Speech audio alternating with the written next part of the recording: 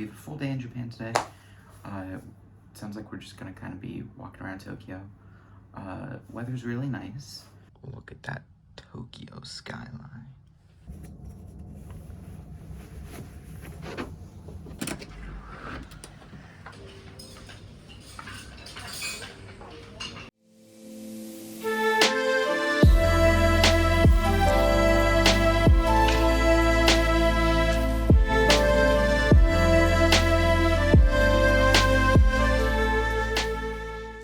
This is our guide. Today we're going to be spending half the day with this man, Shin Ume. I did not ask him if he's okay with his face being shown, so I'm not going to do that. But if you do see him, if you're getting a guided tour of Tokyo and you see his name, check him out. He's awesome. He taught us a lot about the Tokyo Metro, helped us get our JR passes, and taught us a lot of history about different buildings and areas that he took us to. So this magnificent piece of architecture isn't just here for show. This is Tokyo Station, built back in 1908 and not opened until 1914.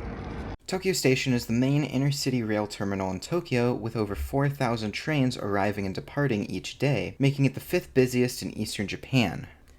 Subway Station houses both island platforms and subway platforms. Tokyo Station also connects train stations through underground walkways that span just under 3 miles.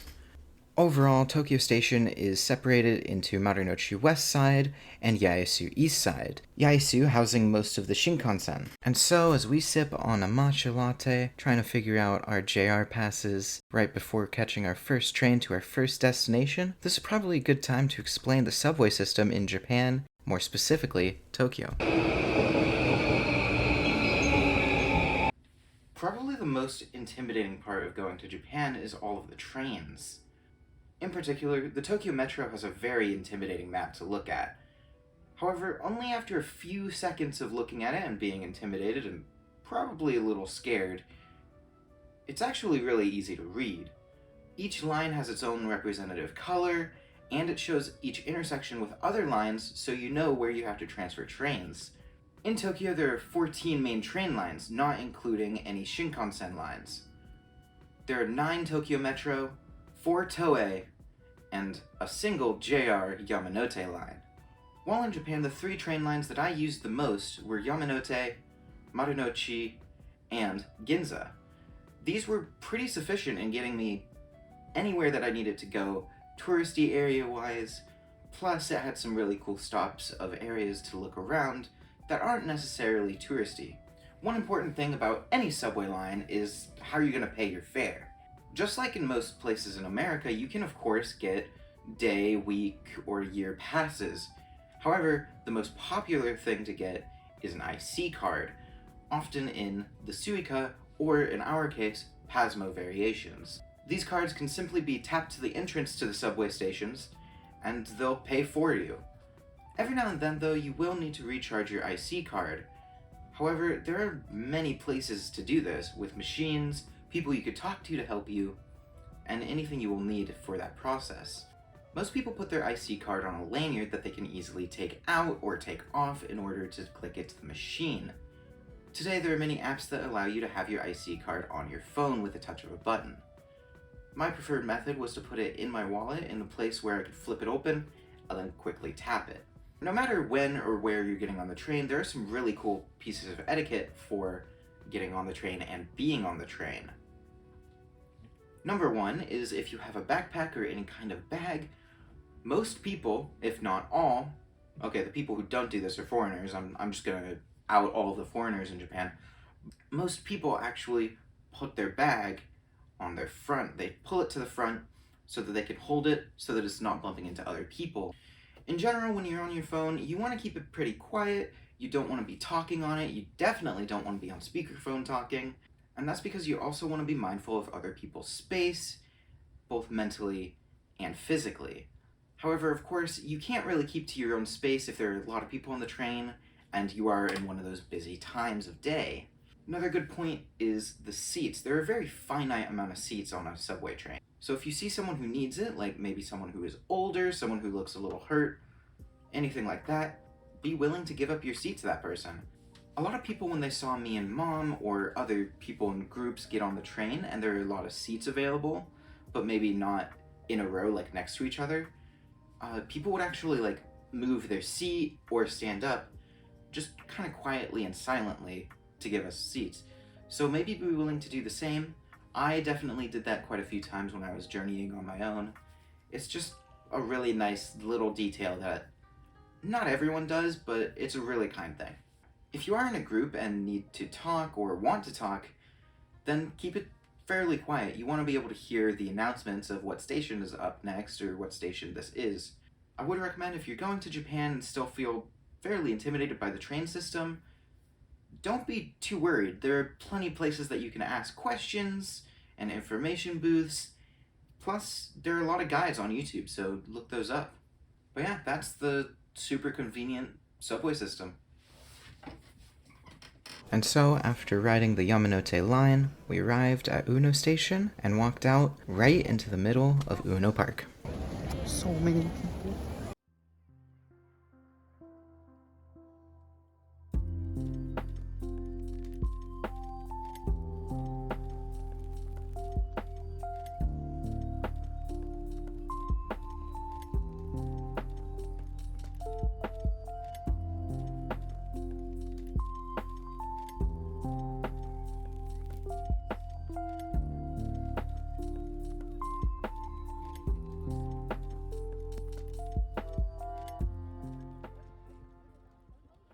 Ueno Park is a great place to go any time of day and any time of year.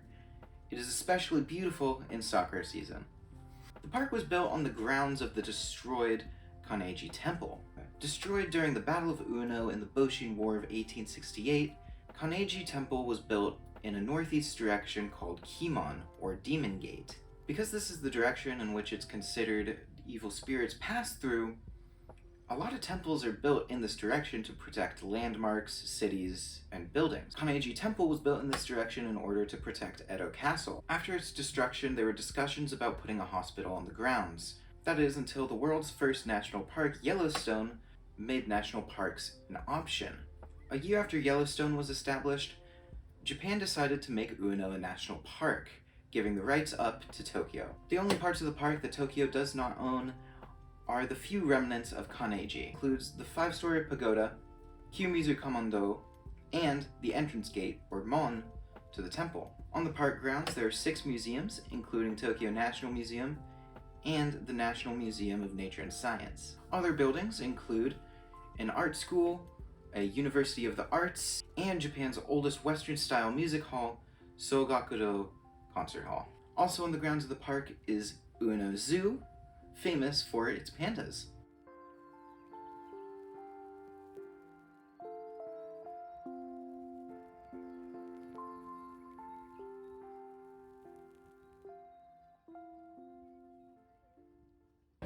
After our guide taught us about Ueno, we headed to our next destination, which, at the viewpoint in which it's best to view our next destination, we also got to see Tokyo Skytree. This broadcasting tower and observation deck is 2,080 feet tall, making it the tallest tower in the world. After viewing the impressive Tokyo Skytree, it was time to make our way down to our next destination.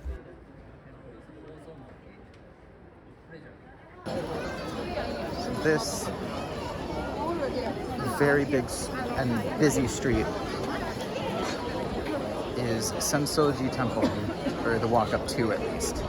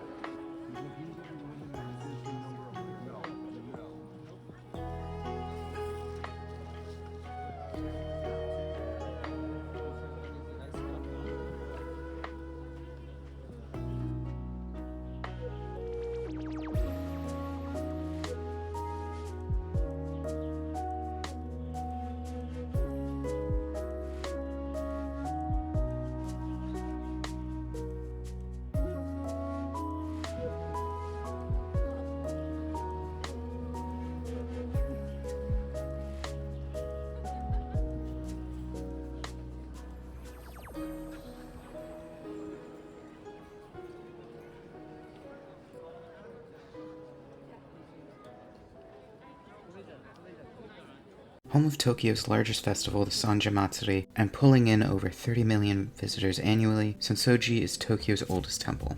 In legend, the statue of Kannon, the Vajrasvata of compassion, was found in the Sumda River in 628 AD by two fishermen. The village chief enshrined it by remodeling his house into a small temple, the first temple being officially founded in 645 AD. As you walk up to Senso-Ji Temple, you will probably notice a large gate. This gate is called Kaminarimon, or Thunder Gate. This 39-foot gate was originally built in 941 AD by the military commander Taira no Kinmasa. On either side of the gate are two large statues of Shinto gods Fujin of wind and Raijin of thunder, while the reverse side has Buddhist gods Tenryu and Kinryu. The most notable part of this first gate is the giant 13-foot tall chochin, or lantern, that sits right in the middle. This giant lantern is approximately 1,500 pounds. It's huge, and it can be moved up a little bit in order for floats to be able to pass by during festivals.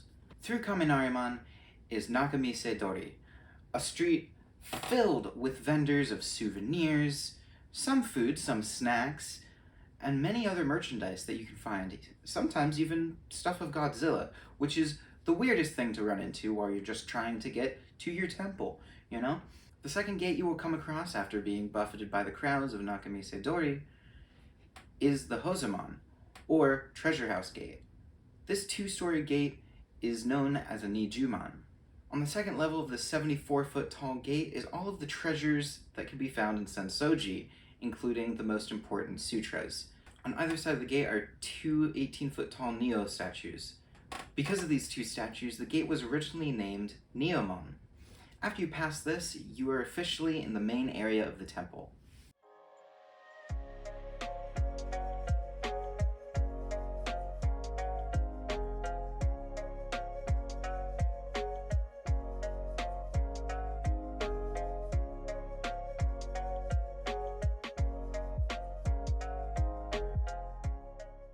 On the grounds, there's a 5-story pagoda, which represents a harmonious balance between all 5 elements.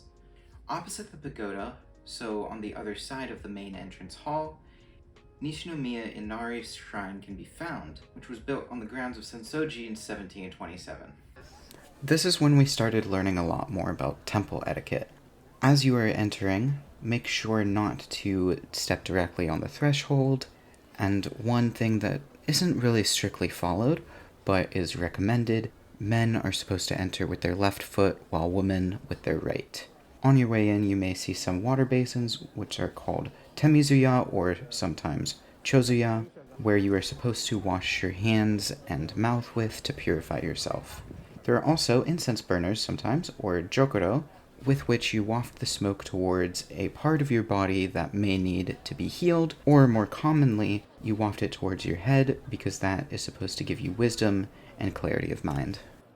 And when you get up to pray, of course, toss in your coins, bow at a slight angle, put your hands together, then bow as you leave the main hall, and then once more as you exit the grounds. Whereas temples are Buddhist, shrines are Shinto. At the entrance of a shrine, there will often be a torii gate. It is customary to not walk in the center of the torii, as only God is allowed to do that, and once you pass through, either before or after, it is customary to bow. Much like in temples, there are fountains to purify your hands and mouth. Oftentimes, when you do see these in Shinto shrines, they are a little water fountain that you have a cup to pour into your hands. The order in which you do this is pour into your left, and then your right, and then pour in your left once more to wash your mouth. It is considered good luck to use 5 yen for an offering, as goen, 5 yen in Japanese, is similar to the word for good luck. If there's a bell, feel free to ring it to alert kami, or God, of your presence, and once you are ready to pray, bow twice, clap twice, and after you pray, bow once more, and then turn clockwise to exit. In temples, you can often find omamori, which are these amulets meant to protect and bring good luck. They're kind of like charms, in a way. You can also get omikuji, which are these written fortunes that you basically shake this large turn thing, and a stick pops out with a number, and then you can pull out in a drawer, or maybe you hand the stick to someone to show them your number. And then they pull out this paper fortune that will tell you if I have good luck, bad luck, no luck, all the types of luck. And if your luck is bad, there are areas to tie it up so that it doesn't follow you home. While we were on the grounds of Nishinomiya Inari Shrine, we ran into Kabuki Theater, which is an ancient traditional form of Japanese art and theater.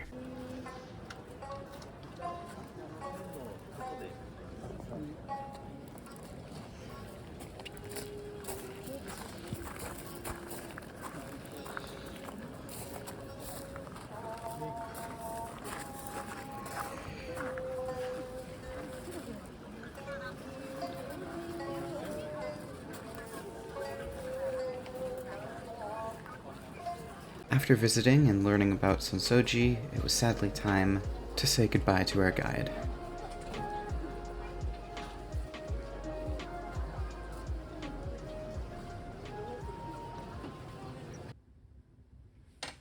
And so that was the guided portion of our first full day in Japan. Next is, of course, the unguided section, so if you want to know what we did when we didn't have someone who knows what they were doing, tune in next time. I'm Quag, logging off.